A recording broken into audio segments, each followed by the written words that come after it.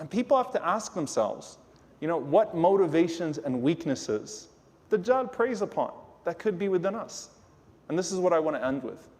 The deception of Dajaal cannot happen without the deception of dunya and the deception of the devil.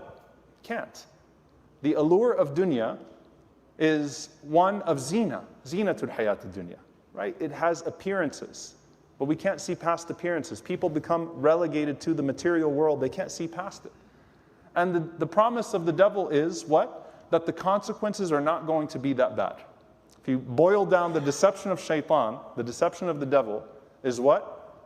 That the consequences of your deeds you should not think about, because it's not going to be that bad, right? The pleasure that you're going to enjoy right now is greater than any possible consequences you might face. That's a mindset, that's a weakness that's exploited and that grows.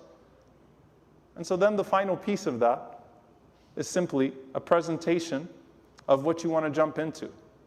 And we have to resist as the world becomes shallower and our senses become more distorted, falling prey to that type of stuff.